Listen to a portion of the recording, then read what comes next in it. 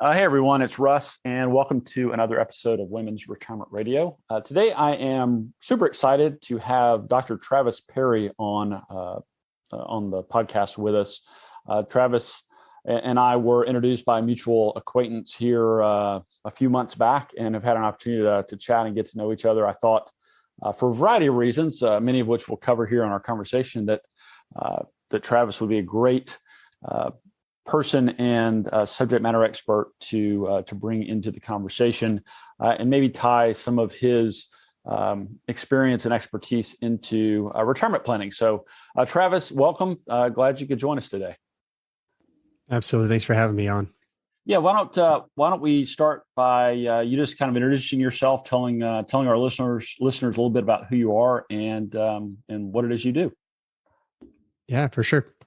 So like Russ, I used to be a financial advisor, and I really enjoyed helping my clients with a wide variety of financial planning needs, kind of very holistic. And as I was doing that, I realized as a business owner, we really struggle in this industry, don't we, Russ, with balance and with keeping things, very organized. We've got so many clients we want to help. It's very easy to get lost in the work and the minutia of the work and helping, because we really enjoy that client interaction, right? I always joke with advisors that, if we like money, we like numbers. If we didn't like relationships, we'd be accountants, so we enjoy that interaction as you do. And so I've noticed that kind of gets us into what I discuss in my book, Achieving Balance, something called the Workaholic Trap. And so I've also seen this other industries, not just in financial planning, but other business owners who struggle with that. But also, I write in the book that the book isn't just for financial advisors, but it's for anyone. Even a homeschooling mom of 6 can apply these principles to bring better balance to one's life. So no matter what, your financial situation, your employment situation, these are principles of setting goals, using your time wisely to achieve those goals, and keeping it balanced. So you mentioned a couple of things there, all of which I want to circle back to. One of which you used as an example a homeschooling mom of 6, and as I understand it, that hits kind of close to home for you, because you and your wife have 6 kids, all of whom are homeschooled. Is that correct? That's correct. Yeah, and that was my plug for her, right? My wink and a nod when she read through that is that, these are principles that anyone can really apply in any, walk of life. Well, yeah, and I can only imagine having 6 kids is a challenge in and of itself, but then homeschooling all of them, I suspect you can really speak to the challenges and what works in terms of achieving and maintaining balance, having lived it and continuing to live it every single day. You mentioned your book, which was just published recently. Could you talk a little bit about that, and maybe we can dive a little bit more into kind of the meat of it in our conversation? Yeah, for sure. So we published Achieving Balance last year, and we had a great time rolling this out. It's really designed to help explain the method. I call it the Make Time Method. To achieving your business and personal goals, for achieving, your purpose in life in both areas. And, it's a guide, it's a system. So many people have tips and tricks and hacks on how to manage your time better and not be so scattered and disorganized. And this is really a step-by-step 12-step formula that helps anyone really to create an ideal calendar and put that into place. That's all based on their goals and their values. Now, it's not Travis's 8 baby steps. No offense to Dave Ramsey, but this is not me telling you how to live your life. This is you taking what you want to do and applying it to a system, and then having the concept of the accountability at the end. How do you stay accountable to this so you don't just fall off the wagon, which is something that I've spent a lot of time researching, and hence why I got the PhD. Well, and this podcast is Women's Retirement Radio. So there's a thread of application to retirement and retirement planning through, everything we talk about with guests like you. And in my experience, and I'd love to get your thoughts on this, Travis, in my experience, a lot of people, I think of the retirement as like, basically limping across the finish line because they're so burnt out with work. Work is just, for many, certainly not all, is really just become the literal grind. And I suspect a part, maybe a big part of that is that maybe they don't have a good sense of balance, that, work is crept into other parts of their life, or they haven't really done a good job of prioritizing the other important things or activities or people in their life. And so that maybe they've gotten out of balance. So what I suspect, and you can correct me if I'm off base here, is if people were to achieve and maintain a better sense of balance in their life, maybe they would be able to work longer if that's something that's of interest to them, or maybe they would be in a position to retire, but then do something else that they find more fulfilling or rewarding, whether that's work or volunteering or spending more time with family. So in your experience, Travis, regarding balance in people's work lives, kind of in the context of thinking about and planning for retirement, would you say that, balance or lack thereof could contribute to people's, desire to really kind of get out of the quote unquote rat race? Yeah, I think there's a really great conversation we could have about that topic for sure. And it always brings me back to, what our goals are. If the goal is to get out and be more free and have more financial freedom, and you've been able to save that and invest it and then get out of the rat race, absolutely 100%. So it really just always will come down to individuals' goals. What are your goals? Have you looked at what those goals are related to? And are you carrying out your financial plan based on those goals? And I take a step further and talk about values. Values is a term that is kind of getting brushed under the rug lately because it connotes, so many things and people don't want to talk about them. But I think it's crucial in financial planning, especially, as you're taking your clients through this process and values are close to them. They are able to see where their money is really going to and how it's funding. How does the retirement fund prepare them for, meeting that end of day? Are they structuring their retirement so that they are, living their life on purpose? Are they doing the things they want to be doing? Just the other day, I was at, and this is kind of a quick example, I was at the store, and I had recently moved from northern Utah. We went to Texas. We lived there for 5 years and we came back. And I saw this woman working at the counter. And, I recognized her. And I said, "Oh my goodness, it's been years. Like you're still working here." She said, "Yeah, my life circumstances have changed and I actually retired and I came back." And I didn't get into all the details. It just said hi, but it left me thinking, man, what were her goals? What were her life aspirations? And she did tell me that her husband passed away and that they weren't planning for this. And I thought, gee, here's somebody who really fell short on the things that she wanted to do. And not that working's bad, but she didn't want to be there anymore. She was happy. She was delightful. She's a wonderful person.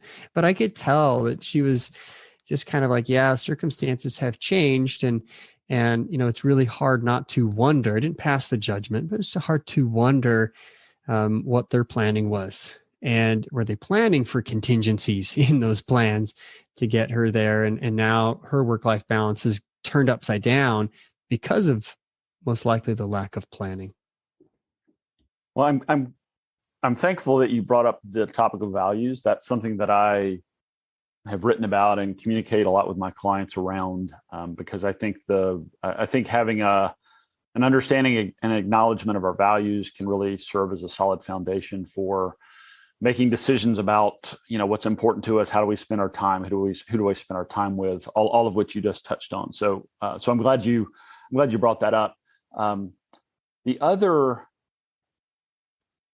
thing that I could maybe see your thoughts around balance having an application with regards to retirement. Clearly, people can make the best laid plans, and they rarely, if ever, work out according to plan, if you will. The story you just shared about your friend kind of illustrates that, I think, pretty poignantly. But I think also maybe a lack of balance could also potentially carry into retirement, because I've encountered people that are just so burned out that they're not so much thinking about retiring to something. They're really just trying to get out of work or get out of their routine or get out of the grind. But I can also imagine people that do retire, and now this 8, sometimes 10, sometimes more hours of day that they were spending at work or doing work is now gone. So now they have this vacuum in their life, and maybe they didn't take the time to achieve balance and find other things or other pursuits that they find fulfilling, or ways to spend their time. And so I'm curious, have you experienced people that have actually gone through the transition of retirement, but still find balance a challenge, even when they're not working full time? What is it? Parkinson's law that talks about, the time that we have allotted to us, we will use for a certain project, or the space that's, allotted, we will use up. I think that principle is so true, because I know so many who have retired and are busier than when they were working, right? Now work's not in their way. Now they're accomplishing all these things, and they've got programs and tasks. And, I know many who, do like grandma and grandpa camp, and, they're staying connected with their family, which is awesome. And, it's possible.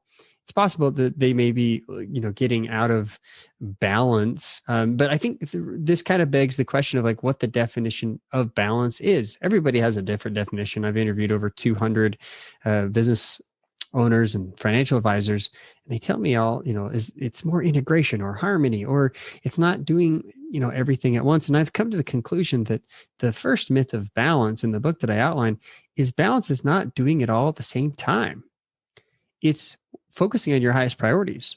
So it may very well be, Russ, that when women are retiring, they're able to finally get to those things that are, more priority, and maybe they have a greater sense of balance. What I've seen actually more is that not only are they filling up their time with these other things, and they could be off balance, but it's likely that the person they are now turning into at retirement, okay, and this is a very real issue, the person they're turning into at retirement is like, wow, I lost my identity with my job, male or female. And if married couples look at each other and go, well, who are you? Now we have all this time together. And if they haven't been building that relationship to that point, yet the relationship is a high priority, they get to this point in time where, it's been called gray divorce, where you see a high rate of those who are now retired getting divorced because their values aren't aligned and their goals aren't similar anymore. And they've kind of grew out of love. I call it growing out of love. People call it falling out of love. We don't fall into love; it's an action. So you grow out of love in this phase. And it was actually highlighted to me, the Bill and Melinda Gates, divorce. That's brought up a lot of great divorce questions. Here's people, they've got millions, they've got billions. They're actually trying to give it away. Yet they really have grown apart. And I find that as one of the most serious issues of this time, which does have financial implications. It does have financial planning consequences. Yeah, and I unfortunately have seen a lot of my clients that I've gotten introduced to or referred to have gone through great divorce. They're in their 50s, 60s, sometimes older, getting divorced after 25, 35 or more years of marriage, and it can be, talk about a plan that did not unfurl the way you kind of thought it would. I mean, that can really, throw a wrench in how you thought your later years were gonna play out. You mentioned one myth in the book. What other myths about balance have you addressed in your writing, Travis? I appreciate the question. There are really three main myths. The first one, balance is not doing it all. It's working on, your highest priorities. And we kind of touched on that a little bit. Number two is that, working, non-working doesn't matter. If you don't, manage your time well, you tend to turn towards productivity. I just need more productive. I need to get more stuff done. I need to cross things off my task list, right? Whether at home or work, the ever consuming idea of I just need to cross stuff off and be done with those boxes of things to do can really bog people down. So they turn to productivity. And I was there too. I actually used to train other business owners, financial advisors on productivity. And it was kind of hailed as the holy grail at the time. And I found that productivity is actually not the magic pill that it's sold. There's so many systems out there to teach you more productive and how to use your time more effectively. And so we cram more and more in. Yet the reality is, if we don't have boundaries, and we don't set time for breaks and for our health and these other areas of our life, then productivity alone can just make someone a more productive workaholic. And that can be, again, at home, at work, wherever you're at, regardless of situation. That principle is true that you run around with your head chopped off 24/7, you never feel accomplished, no matter how much you check off. If you don't celebrate, if you don't give your break, time for breaks, take care of your own health, spend time with the people that you love, then what are we doing all of these things for? So that's really myth number two, and I'd love to see what you think about that before we move on. Yeah, I hearing you explain myth two, something that came to my mind, which I'd love to get your reaction to, but I think about just the proliferation and advancements in technology, like Moore's law and the increasing capabilities of like microchips and things like that, computers, all of whether you kind of put it under the umbrella of productivity. I mean, I think that we have increasing capability over the last 15, 20, 25 years through, computers and technology, advancements and innovation. Yet, on balance, I don't see people taking more time off.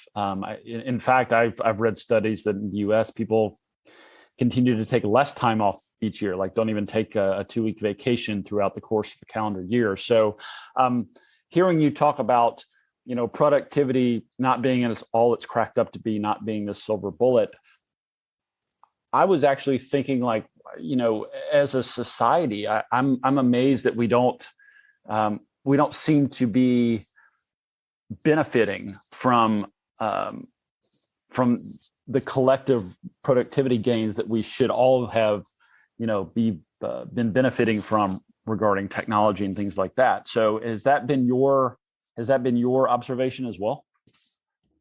Yeah, I think tech is great. Like, I love tech.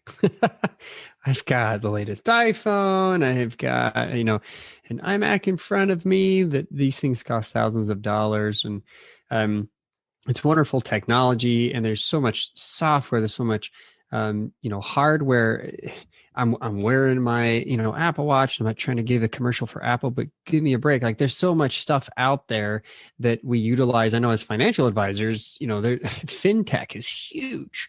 But then, for anyone, the consumers, those who are, benefiting from this technology and the productivity technology that's out there to help us be more productive, what I get a lot from people is overwhelm, just sheer overwhelm. And so I'm big on trying to stick with hardware that's the same and software. Like, I use Microsoft software, the suite for Outlook, Word, PowerPoint, all of those things, because they work together, right? And I use Mac for my hardware for all my computers because they all sync together. And I search on, other search engines. But I think when we try to use like every single app, every single new tech that comes out, it can get time consuming just to try to keep up, and overwhelming to the consumer because there's too many options. You're right. You go to a really good restaurant, doesn't matter how good it is, and people rave and rave and rave about it. But if you show up and you don't know what to eat because there's too many options, you may give up and go someplace else. Yeah. And I think honestly, that's where we're at right now, Russ, is just we're overwhelmed with the amount of tech that's trying, air quotes, to help us save time, that we end up buying a $1,200 phone and we never read the manual. We just jump on and try to, play with it and take pictures and do the things that we think it's done, and call people and text and whatever. But we underutilize the tech that we already have. Good grief, the more, that we keep coming out with like 3D technologies and other things that are coming our way with AI, it's just going to continue to become overwhelming. I understand why older generations just say, I'm not going to learn anything new. I just don't want to make the time to do that. Yeah. Yeah. I think again, kind of under this concept of productivity is not necessarily the answer. I think you're right, and that actually hits close to home because I'm a little bit of a technology geek myself, and I like to, check out the shiny new object app, software, or whatever the case may be. But I think acknowledging that there will always be a shiny new object around the corner speaks to the fact that we can't chase them all, because then we're just always in chase mode, and we're never in a position to actually benefit from the stuff, the tools, the technology that we do have. So I think that's a great point. And the other thing that comes to mind too, which you mentioned earlier, is I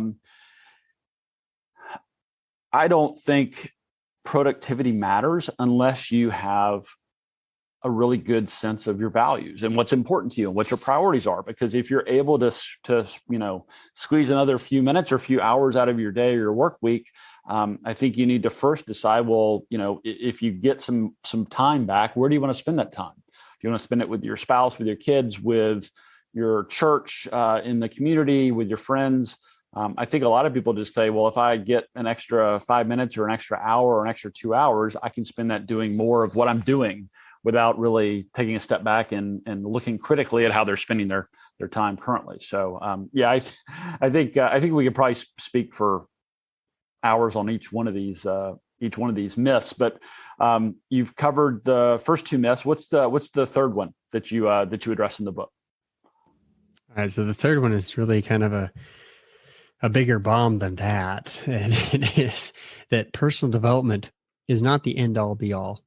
So we start with, really prioritizing our life, becoming more productive, but creating boundaries to keep us focused, and having, an ideal calendar and following some very basic principles of time management, which is all helpful and good. But what I found is I used to train, other business owners, as I mentioned, just in the productivity and the priority side, and found that if they didn't have great accountability, they'd often kind of fall off the wagon or go back to their old habits, so to speak. And when they did that, I did some research and found that a lot of those who were kind of going back is because they weren't having the coaching anymore. They didn't have the support.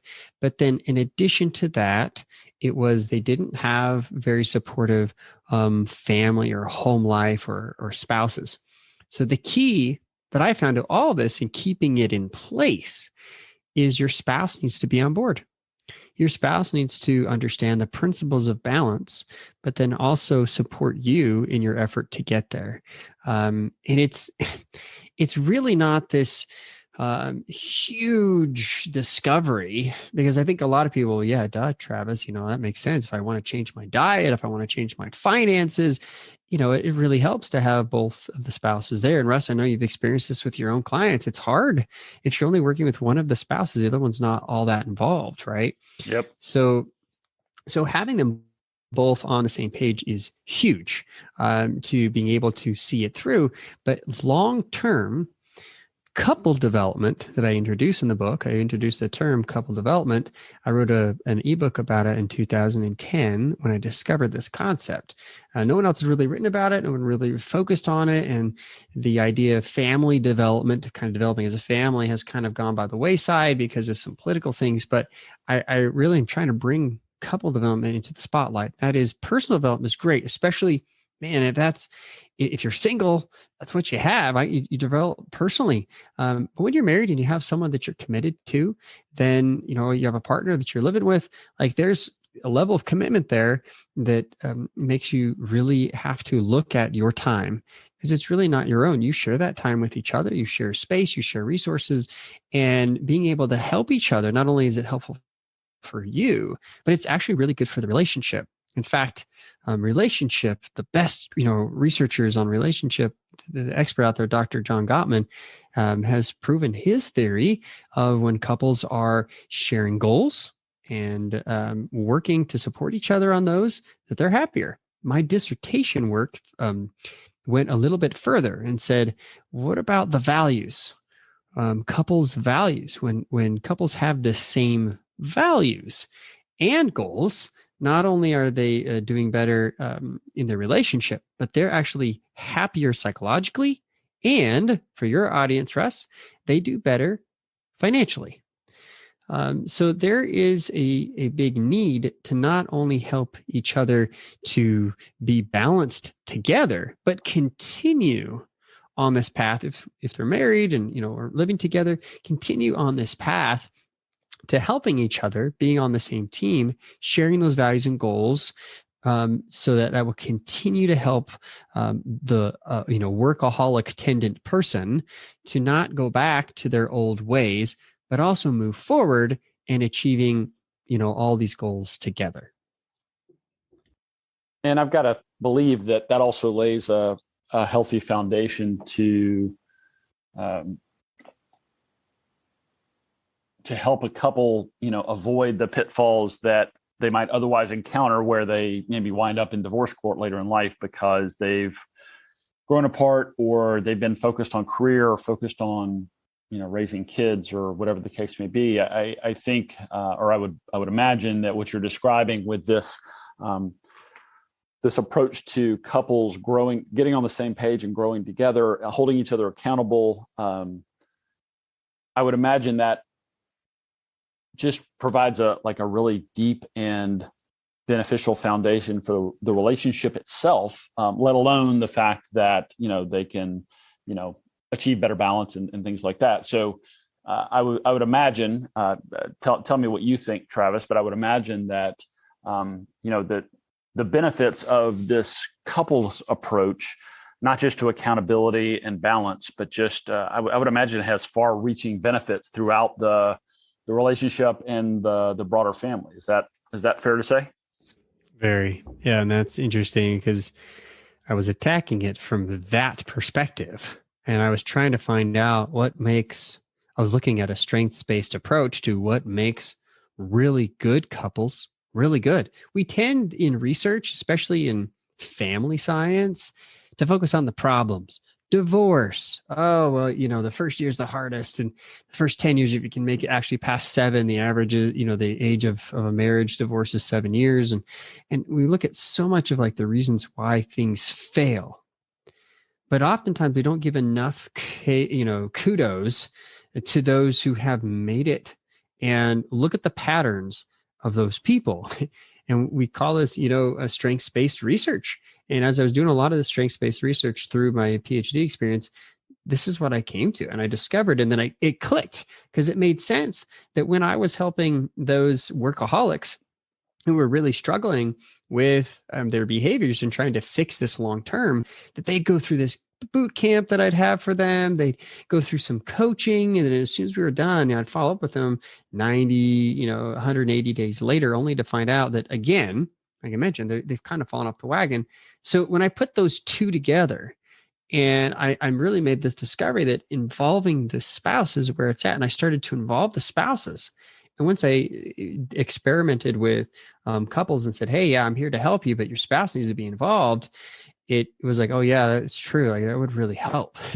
And all the research started coming back as I was working with real life couples that really proved the point of this theory, and then the research involved in it, the actual data that I have from surveying hundreds and thousands of couples that shows us that yes, at least in America, married Americans who have the same goals and values do so much better. So it's got both the fixing a lot of the negative issues and focusing on values and goals, but also the future of helping to achieve those things, which enables one to realize, like, yeah, I don't need to continue to work so much, that my accomplishments can be outside of work, not just there. Yeah. I find that just fascinating. It almost creates this this virtuous cycle or loop where you're helping yourself by helping your spouse, and you're helping your spouse by helping yourself, which I think is fantastic. Travis, I know we've kind of talked around a lot of what you do. We've kind of talked about it from the perspective of the 3 myths that you outline in your book, but to draw like a finer point on it, what would you say is the biggest challenge that you help people address or solve through your writing and your work? I think the biggest issue that I help solve is achieving goals. People want balance, not because they want balance. It's the funniest thing. Like they feel balanced when they are achieving those things that are the most important to them.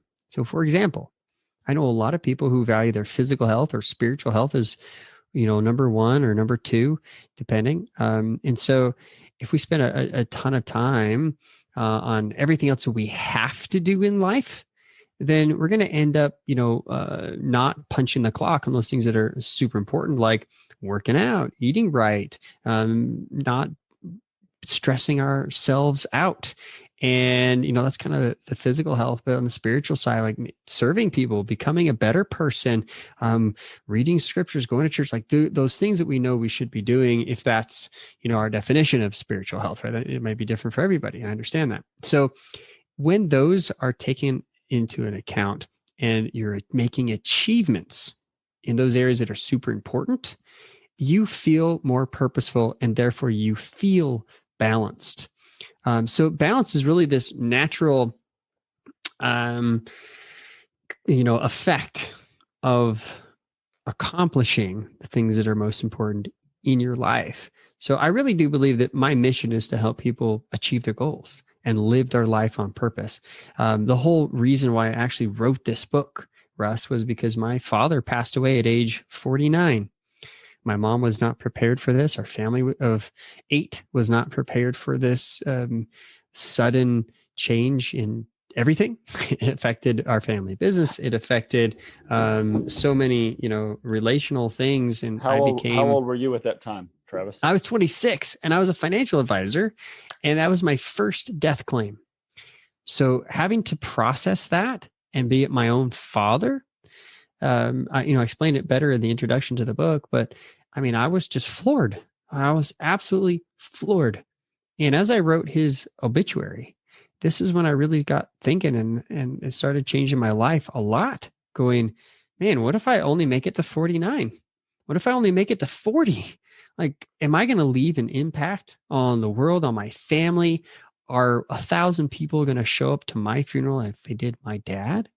Like, it just blew me away. That's all, that's all I can really say. And I started writing this book 12 years ago after, thinking about this concept from when my father passed away. And if we look back on our lives, as we get closer to the end, as we get to this retirement stage of life, like, quite honestly, those highest things in our priority, they really go to the surface. They start coming to the surface, and you start feeling stress about accomplishing those things. And what I will say is, it's not just about accomplishing these goals, but it is about becoming a better person, about achieving this lifelong purpose that you have.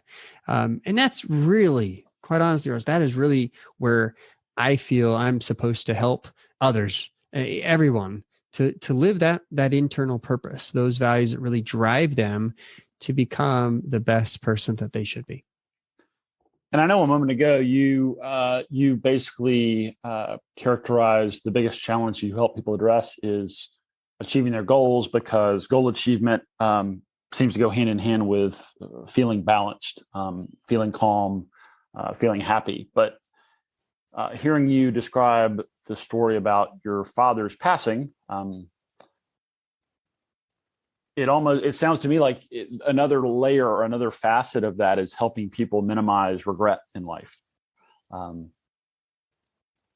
which is maybe just the other side of the same coin. But have you ever thought about it from that perspective, or have you had that conversation with people you've worked with about not just doing the things that are important for you to achieve goals, things like that, but also making sure that you don't miss the opportunity to do the things that are important to you, and maybe look back later in life, or maybe not even have the chance to look back because you didn't get to do some of the things that are important to you?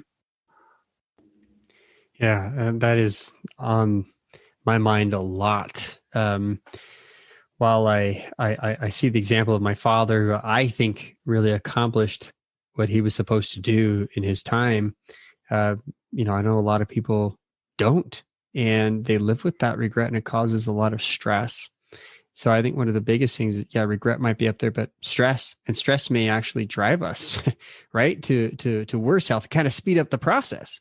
So in a way, I honestly think I'm helping people to extend their life and to really live it on purpose, have a better quality of life, which is sometimes better than quantity, but I think also extending life by reducing stress and accomplishing the things that they need to in the areas that they should, can give them both satisfaction of both quantity and quality.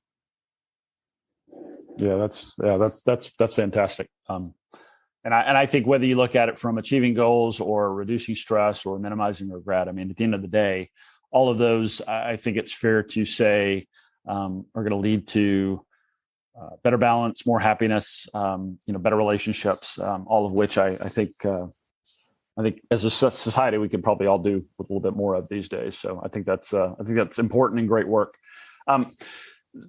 Travis, I know you've worked over the years with business owners, including many financial advisors. You've done research, things like that. Is there a favorite success story that comes to mind for you in the work that you've done with your clients over time, where you maybe help them make some progress, find better balance, maybe reorient or reprioritize some things in their lives? Great question, Russ. I appreciate that. I think one of my favorite stories is a guy named Raul. Raul is a financial advisor, but he's getting to the retirement age. And he's really wanting to scale back, but he's built his business and he's built his lifestyle such that it's really difficult for him, working many more hours than most people want to admit. And so he started tracking. He didn't realize how much he was actually not home, not doing the things he professed to believe in. And his health was pretty, he was suffering. He really liked to travel, though. That was a fascination of his. And he traveled with his wife and his son. But a lot of the travel he did was so not present on his phone, checking email, working while he's gone. And I think this is where we suffer with a lot of this technology, as we talked about before, is it's not help keeping us present. Like getting rid of technology is sometimes the answer. And, as I started working with him, I've seen so much progress that now, the Euros, the Euro Cup just was finished, he spent 2 weeks with his family, just going to the games in France and in England, and visiting family there in France, and just really enjoying his time, not responding to email, not stressing out about his work. Just has had such a huge change in his life. I think he's dropped like 30 hours out of his work week. Right. And as we look at like Iceland talking about getting from 40 to 35 hours, like whoop-de-doo, 5-hour concept. This is like, 6 times that amount, 30-hour drop in his schedule, so that now he's able to be there and focus on his health more, and spend time with his family and travel without the ever-present stress of his work. Whatever it is for you, whatever it is that you're overworked on, whether it's your own business, or if you're still working, or you've got some commitments to serve in organizations, oftentimes, if we aren't careful, it's not being present and enjoying those things that we truly miss out on. And in our day and age, again, with so much technology at our fingertips, screens all day long, it can really be a huge challenge. So being able to see him make this change has been absolutely thrilling for me. And the crazy thing is, during that time period, his business has been more successful than ever before. Less time at work, more successful. Right. So really the time away and letting go of the control has really helped him to, have a much better, healthier, and purposeful life. Well, and I'm curious, thanks for sharing that. I think stories are just such a great way for us to better kind of internalize some of these concepts. But in Raul's case, has his accomplishments in cutting down his average work week, traveling, unplugging from work, and continuing to have greater business success.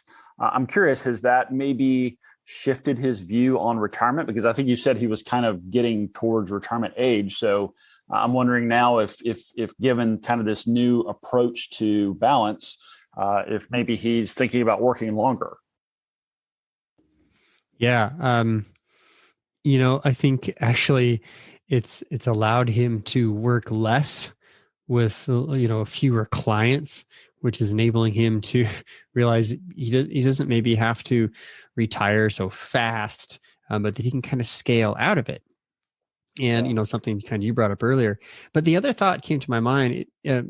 His wife was a huge part of this. So women out there listening, maybe this is not your issue. Maybe you're not a workaholic, but you might be married to one.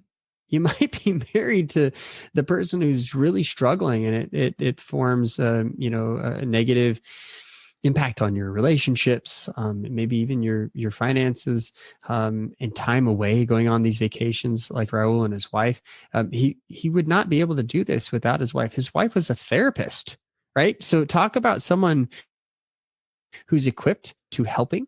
And knowing that she's tried, but involving her on the system, the make time method that I use, and just applying that and having her be that help has made all the difference in the world. I have female clients as well. I have others who are not, who are younger and maybe not towards retirement age. That's why I thought of Raul, because this is more focused on retirement. But I have female clients who have had the same issues with overworking and feeling the mommy guilt. Anne has really struggled with this.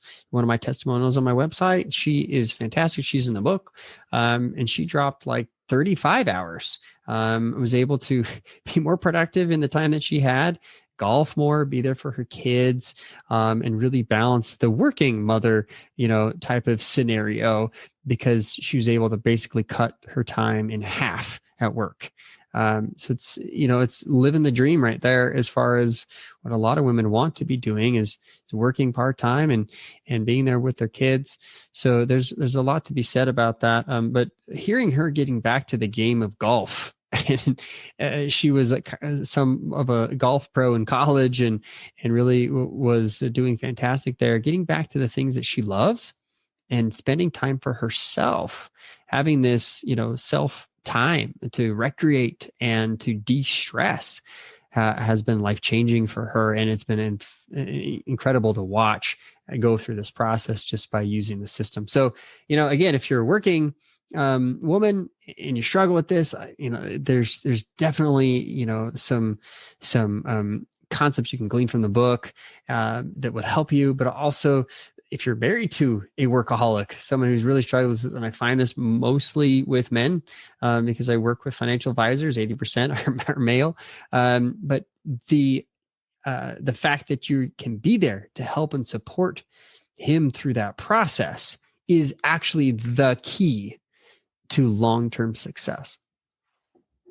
So you've mentioned a couple times the make time method in the book, and clearly, we encourage everybody listening to this to go out and get Travis's book. We'll have details on how to do that here in just a moment. But Travis, I wonder if you'd be willing to share maybe just a glimpse, or at a high level, maybe give our listeners a little bit of a taste of the make time method, just so they maybe leave our conversation or walk away with some ideas on how they can maybe start working on this, on their own, maybe while they're waiting for the book to arrive in the mail. For sure. Yeah. So the make time method really at a 60,000 foot level is be productive at work, or be productive during the time that you need to take care of tasks, right? Whatever your work is, if you're getting paid or not paid, doesn't matter. Be productive. And then utilize the time you save on things that are more important to you outside of work, your health, your spirituality, your relationships, etc. And again, I'm a big believer in the values. So, in the book, we dive deep into the values, and I help you prioritize them through the system that helps you pit all 10 areas of life against each other to find out what are your highest priorities. So many people say, get your priorities in order, but have you ever done that? Well, this is an actual exercise that I show you how to do to put your priorities in order. And then throughout the day, I have a system to help you be more productive by processing your emails, your task list, your messaging, your phone calls, your to-do lists, all of the things that, are on your plate to do that day, whether you're working for money or not. They're costing you time, projects, concepts that you're trying to help other people to do. And my wife, she was, took some time out of her busy day. She's a mom of 6 homeschooling kids. She took my oldest daughter, and they went and did service for 6 hours this morning, helping out at a cannery to help can food for those who are struggling financially. And it's interesting, when you're able to do these kinds of things and put those in priority and put them in an ideal calendar that you then keep track of and care for, it helps you to be more productive throughout the day, and you feel more accomplished. So that's the big key, is being able to then spend the time to create this ideal calendar. And on your ideal calendar, I suggest spending an hour a day processing all the things that need to get done. I introduce it in the 3-step process of basically looking at the importance of each. And if you can take care of it in 5 minutes, do it. If not, put it on your calendar to get done. And the things that aren't really that important, find a way to get rid of them or delegate them or, automate it. Okay. And by so doing, you don't spend a ton of time trying to analyze everything that you've got to do. It's a very quick step-by-step process. And then that last piece of having that accountability of involving your spouse, sharing with each other what it is you value, working to support each other, having time together, date nights, and doing those things that really build up your relationship.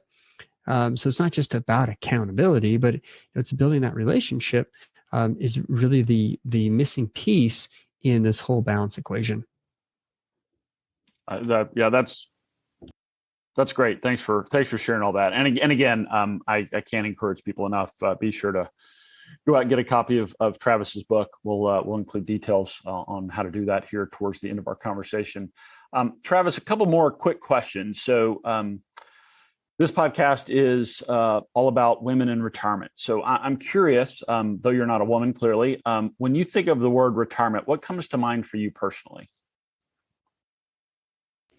I think one of the biggest things that come to mind, especially for women, is uncertainty, right?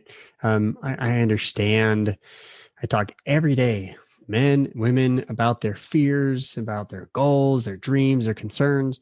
And, in general, again, this is very generalized for this audience, women tend to have a bigger fear of uncertainty. Men typically, again, we're talking averages, typically are able to take more of the risk. They're risk takers from a young age, and that's a good thing, right? It helps to kind of balance each other out. But with that, the uncertainty, and I found that a lot of women, they really just want to know what's going on, and maybe not every single detail. They may not want to, geek out on the analytical side of financial plan, but being involved and having say and being an equal partner in the decisions being made, I could not champion more. And again, being a financial advisor, being on that side of the table and knowing, what it's like to have, clients, married clients who are struggling, knowing that, deep down inside, she may not be giving any, consideration at home in the financial matters, kind of strikes me as a very sad point that women who want this type of certainty should be understanding their financial plan, and they should have a very big voice and role in how things are carried out. Because the reality is, and I saw this, a sad reality, obviously 49 is a very young age, but the reality is men die first. It's just how it is. And so if men die first, then women are left to pick up the pieces and go, well, what is this thing? What is this plan? And in fact, I've seen a lot of research showing that as soon as a death in the family occurs and they've been retired, whatever, a lot of times women change and go to a different financial planner because they were never involved in the process in the first place. So they don't even know that person. They don't even have that relationship. So Russ, the fact that you are making this a big part of what you do in helping women with their retirement, females with their retirement, is helping. I believe a lot. The market, just the consumers in general, and I think what you're doing is fantastic.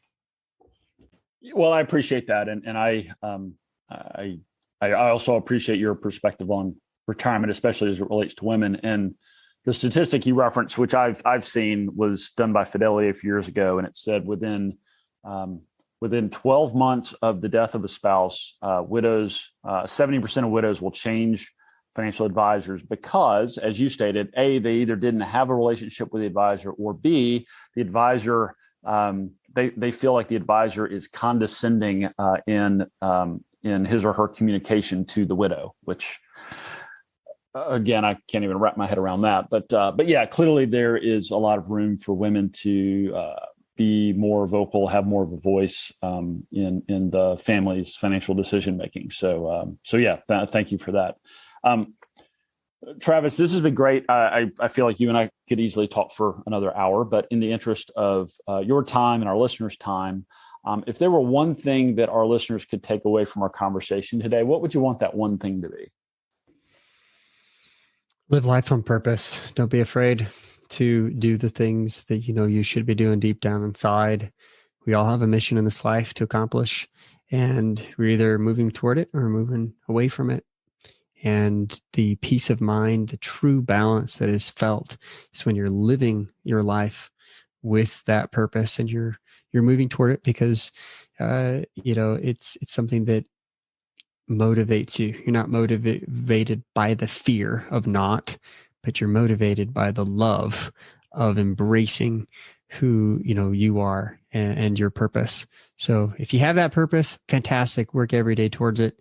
If you don't have that purpose, pick up a copy of my book. It definitely lays out why I wrote this about my father and trying to help people all over the world really to embrace this concept of better balance. You can get that at achievingbalancebook.com. You pay the shipping. I actually will ship that to you for free. I don't charge you for the book cost. You can get it on Amazon too, and Kindle and such. Anywhere from $5 to $19 or something. But go to the website, pick that up, and give it a good read. It'll be available on audio very soon. So make sure you pick up the audio version of it as well when you check out. But honestly, at the end of the day, Russ, the thing that I would really instill on your listeners is live life on purpose. I can't think of a better place to wrap things up. So thanks for that, Travis. And just so people are clear, give the book website one more time. Yes, it's achievingbalancebook.com, www.achievingbalancebook.com. You can go to my website, travisparry.com/book. That's another linked route that you can go to, and it'll be right there. Perfect. And we'll definitely include links to the book website, Travis's website, in the show notes for this episode, so people will have an easy way to follow up and learn more, get a copy of Travis's book, and work on their own balance in their own lives. So, Travis, this has been great. Anything else you want to add before we wrap it up today? I would just thank you, and I hope that this has been helpful to those listening. That I really applaud everyone who's trying to serve this audience, you as well, Russ, who are involved to help women with their finances, to be more of a voice for them, and just thank you for having me on. It's been a pleasure. Yeah, well, thank you, Travis. This has been great. I know our listeners are going to get a ton out of this conversation, so I appreciate you sharing your time and your expertise. And thank all of you out there listening. Again, this is Russ with Women's Retirement Radio, and we look forward to catching up with you on our next episode. It's Russ again, and before you go, I want to provide a brief disclosure. You should consult a financial advisor familiar with the specific circumstances of your unique financial situation before making any financial decisions. Nothing in this broadcast constitutes a solicitation for the sale or purchase of any securities. Any mentioned rates of return are historical or hypothetical in nature and are not a guarantee of future returns. I'm a financial advisor and an investment advisor representative of WealthCare Capital Management, LLC, an SEC-registered investment advisor based in Richmond, Virginia. The views discussed in this podcast are my own and may not be consistent with or represent those of WealthCare Capital Management.